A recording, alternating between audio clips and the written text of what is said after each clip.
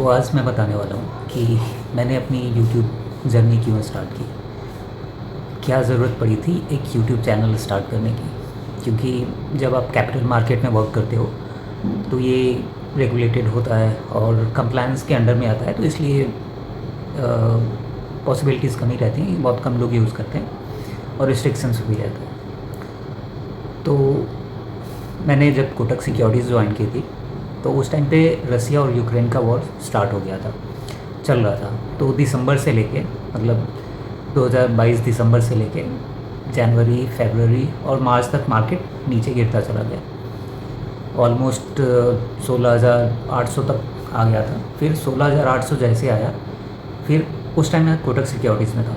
तो उस टाइम मैंने बताया अपने फ्रेंड को कि भाई यहाँ से मार्केट नीचे नहीं जाएगी और यहाँ से रिवर्सल आ जाएगा। तो उसने कहा क्यों? मैंने कहा कि मतलब मुझे लग रहा है।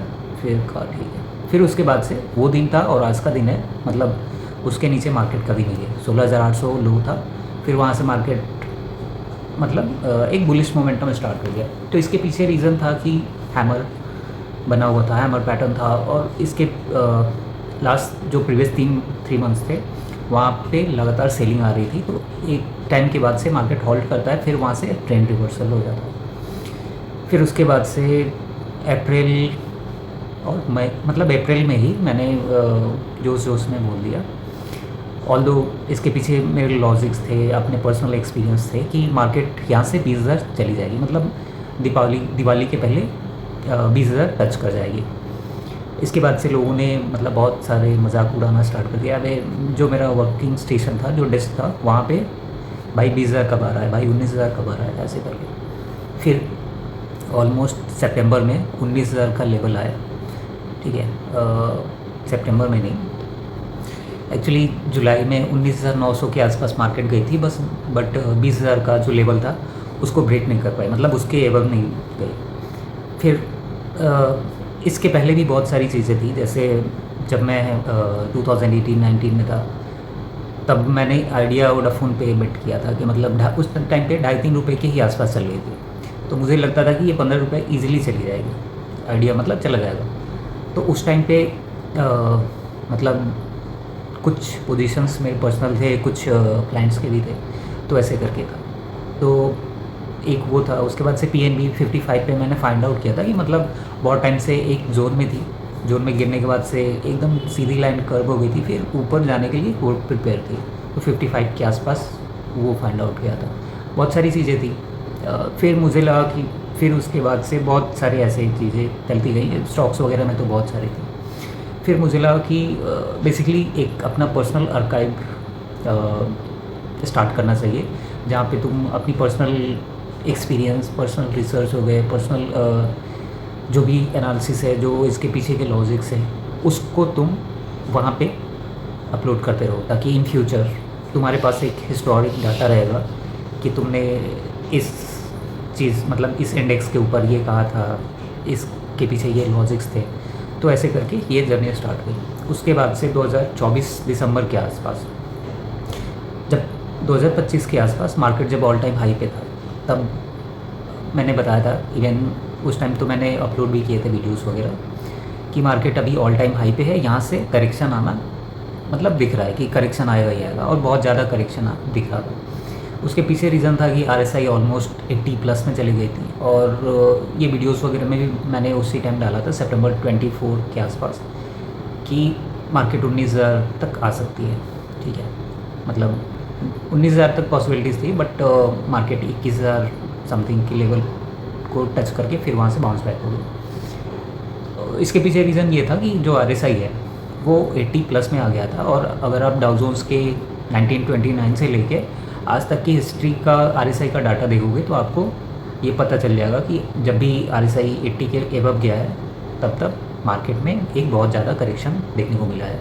इसके बाद से जो अभी गोल्ड का था, सिल्वर का था, उस पर भी मैंने बताया था। गोल्ड जब अभी 3300 के आसपास था, फिर मैंने दिया था कि मतलब 4800 तक जा सकता है। 4800 मेरा लास्ट टारगेट था।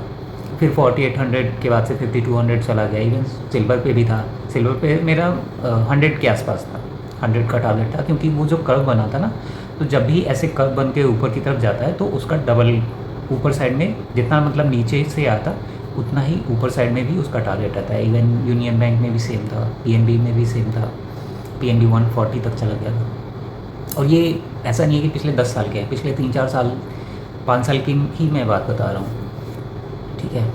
और अभी तो जैसे गोल्ड और सिल्वर जो ऑल टाइम हाई पे चले गए थे, फिर मैंने वहाँ पे ये भी बताया था कि यहाँ पे चांसेस हैं कि एक बार 30% तक करेक्शन देखने को मिल जाएगा, क्योंकि 1979 में भी सेम चीज़ हुई थी और ये मैंने अपने बहुत सारे वीडियोस में बताया भी है। इवन अभी जब 26,000 दोबारा मार्केट गई थी ऑलमोस्ट 2026 में, 2025 दिसंबर के आसपास से, तो उस टाइम भी मैंने बताया था कि हो सकता है डबल टॉप बने और फिर मार्केट जो इसका पुराना प्रीवियस लो था उसके आसपास आ जाए। ये भी वीडियोस में सारे डॉक्यूमेंटेड है।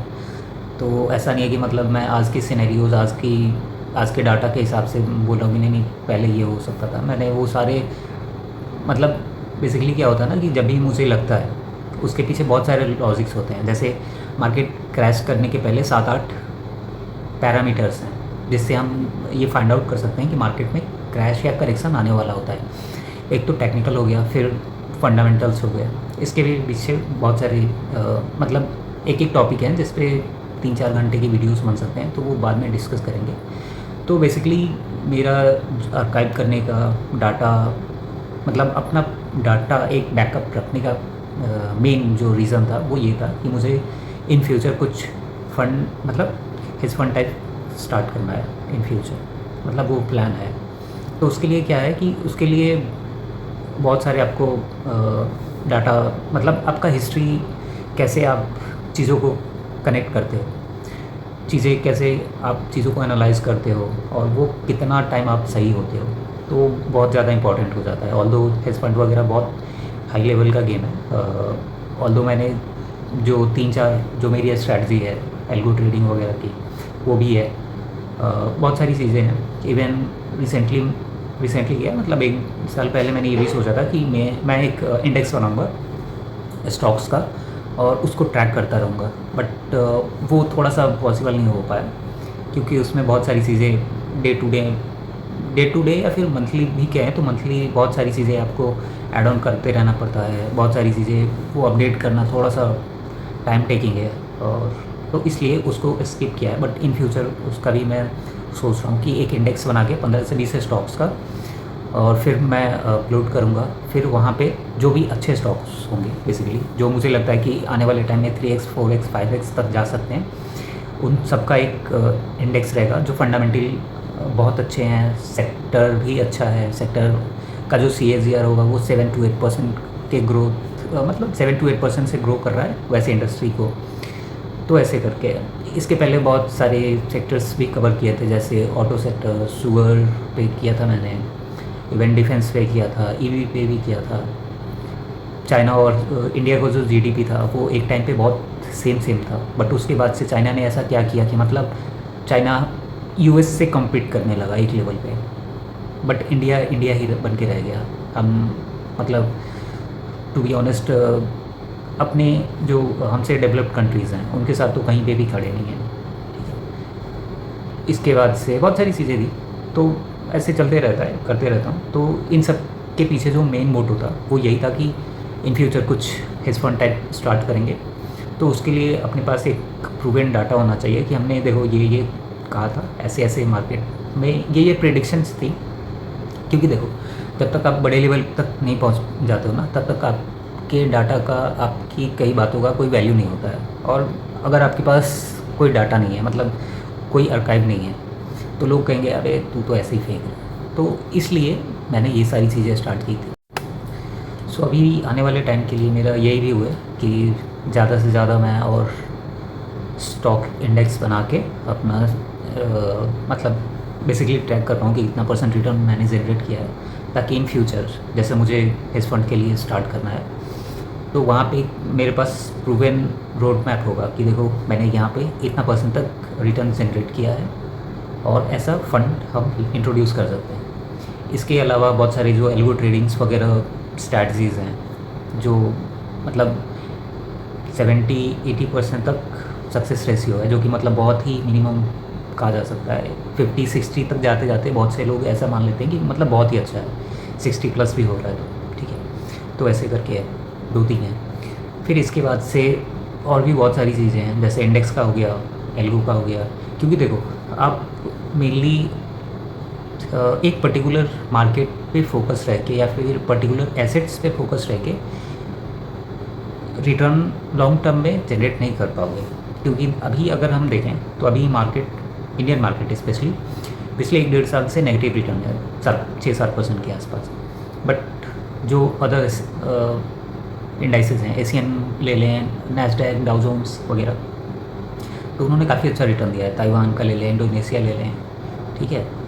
ये भी इमर्जिंग कंट्रीज़ हैं। ताइवान तो मतलब इंडोनेशिया, ब्राज़ील हो गया, तो ऐसे कंट्रीज़। तो इन सब पे भी है कि मतलब इनके यहाँ जो मार्केट है, इनके यहाँ जो स्टॉक्स हैं, उस पे भी इन फ्यूचर मैं थोड़ी बहुत रिसर्च करके डालता रहूँगा कि मतलब अगर हमें अपॉर्चुनिटी मिलती है तो क्या हम उस मार्केट को भी एक्सप्लोर कर सकते हैं। इसके अलावा बॉन्ड मार्केट के ऊपर बहुत ज़्यादा बात नहीं होती है इंडिया में। स्पेशली बॉन्ड मार्केट की बात करें तो मतलब ऑलमोस्ट 130-140 ट्रिलियन डॉलर का मार्केट कैप है वर्ल्ड वाइड। इंडिया में बहुत कम है। इंडिया में मतलब 2.5 ट्रिलियन डॉलर का ही मार्केट कैप है बॉन्ड का। तो उस पर भी थोड़ा सा एक्सप्लोर करेंगे, क्योंकि जब आपके पास बेसिकली हेजिंग पर्पज़ के लिए भी यूज़ किया जाता है उसको बहुत ज़्यादा, तो उसको भी एक्सप्लोर करना बाकी है। क्योंकि उस पर मैंने अभी तक कुछ वीडियोज़ वगैरह नहीं डाले हैं, तो उस पर मैं देख रहा हूँ कि आने वाले टाइम में उस पर कुछ वीडियोज़ वगैरह डालूँगा। इसके अलावा एक और बेसिकली क्या है ना कि अभी के टाइम पे मतलब आप किसी के भी चैनल पे चले जाओ, RSI, मूविंग एवरेज, या फिर जो चीज़ें बहुत सिंपल चीज़ें हैं जो बहुत बेसिक है, जो मतलब आपको बिगनर लेवल पे मिल जाती है। बिगनर लेवल का वीडियो पोस्ट करके मिलियंस ऑफ व्यूज़ है। बट जब आप अच्छी नॉलेजेबल अच्छे टॉपिक पे मतलब अच्छे टॉपिक को हिट करते हो, अच्छे टॉपिक पे वीडियोस बनाते हो पर्सनल रिसर्च से या फिर जो भी करके, तो उस पर व्यूज़ वगैरह नहीं आते हैं। क्यों? क्योंकि वो वायरल कंटेंट नहीं है। और मैं यहाँ पे कंटेंट के लिए नहीं हूँ। मैं यहाँ पे बेसिकली मेरा जो मेन मोटो है, मैंने पहले ही बताया कि मैं अपने पर्सनल आर्काइव के लिए हूँ। मैं मतलब लोगों से कहता भी नहीं हूँ कि सब्सक्राइब करो, लाइक करो, कुछ मत करो। भाई देखना है देखो, नहीं देखना है मत देखो, सिंपल सी बात है। मैं यहाँ पे अपना पर्सनल डाटा शेयर कर रहा हूँ। पर्सनल जो भी एक्सपीरियंस है, जो भी मार्केट को मुझे लगता है कि मार्केट ऐसे बिहेव कर सकता है, तो वो मैं सारा शेयर करता हूँ। चाहे वो स्टॉक हो, इंडेक्स हो, बिटकॉइन हो। बिटकॉइन में भी मैंने बहुत पहले बताया था। इवन सिल्वर गोल्ड का तो है ही। तो वो सारी चीज़ें हैं। तो आने वाले टाइम में थोड़ा सा इंटरेस्टिंग मैं मतलब अपने लिए कर रहा हूँ, तो अपने लिए थोड़ा सा चैलेंजिंग रहेगा बहुत सारी चीज़ें। क्योंकि हर चीज़ इवन बहुत बेसिकली क्या है ना कि तुम्हें PPT ईज़िली नहीं मिलती है। जो रिसर्च वगैरह मिलते हैं कहीं से भी, गूगल पे हो, PBI हो, भी बहुत सारी चीज़ें हैं, तो वो आउटडेटेड रहती हैं। फॉर एग्ज़ाम्पल मैं अभी टैक्स कलेक्शन के ऊपर रिसर्च कर रहा था, उस पर भी मैं वीडियोस बनाऊंगा।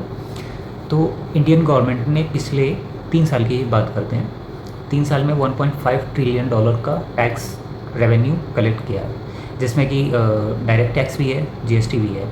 GST की बात करूं तो पिछले साल 22 लाख करोड़ के आसपास था। मतलब ये 2024-25 का डाटा है। 25-26 का शायद 24 लाख करोड़ के आसपास हो जाएगा। अभी अप्रैल के आसपास इन्होंने 2.18 लाख करोड़ का टैक्स मतलब GST कलेक्ट किया है, ठीक है।